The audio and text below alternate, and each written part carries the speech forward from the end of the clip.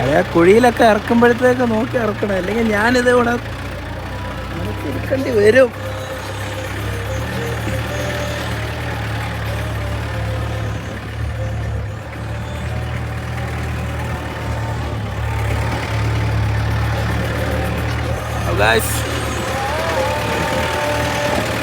ഇതാണ് നമ്മളെ നാട്ടിലുള്ള ഇത്. ഇങ്ങനെയൊന്നും ആയിരിക്കില്ല, ഇപ്പം മഴയൊന്നും ഇല്ലാത്തതുകൊണ്ട് ഇങ്ങനെ കരിഞ്ഞ് ഉണങ്ങി കിടക്കുന്നുള്ളൂ. പക്ഷേ മഴയൊക്കെ ഉണ്ടായിരുന്നെങ്കിൽ അടിപൊളിയായിരുന്നു. നല്ല പച്ചപ്പും മനോഹരമായ. നമ്മൾ എത്ര നാളാണ് കണ്ടിട്ടോ? നാളുകളോ വർഷങ്ങള്? യെസ്, വർഷങ്ങളായി. അങ്ങനെ കുറേ കാലത്തിന് ശേഷമായിട്ട് ഞങ്ങൾ ഒന്ന് ഒരുമിച്ച് കൂടണേ.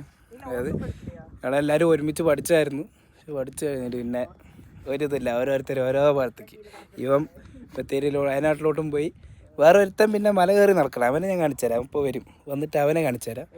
അത് കഴിഞ്ഞ് പിന്നെ 2 പേര്, പിന്നെ ഒരുത്തൻ ബാംഗ്ലൂർ, ഒരുത്തൻ പിന്നെ ഒരുത്തിപ്പോൾ UK പോയി. അത്രേ ഉള്ളൂ. പിന്നെ അധികം ഫ്രണ്ട്സൊന്നുമില്ല. ഇങ്ങനെയൊക്കെ തട്ടിമുട്ടിക്ക് ഇങ്ങനെ അത്രേ ഉള്ളൂ. മുട്ടക്കൊന്ന് എത്തി, അത്ര അടിപൊളി. നമ്മളെ മുട്ടക്കൊന്നിൻ്റെ മണ്ടക്കകത്ത് നിൽക്കണ്ട, അതാണ് നമ്മളെ മുട്ടക്കൊന്നിലെ കാഴ്ച.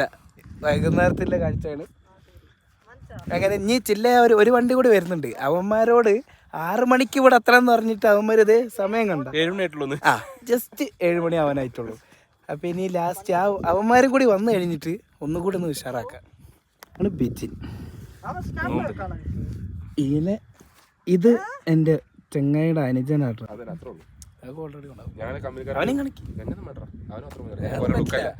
നമ്മളെ ഇതിൽ വെച്ചിട്ടുണ്ടെങ്കിൽ എല്ലാവരും അങ്ങനെ ഇതേ ലാസ്റ്റ് അവന്മാര് വരുന്നുണ്ട് കേട്ടോ.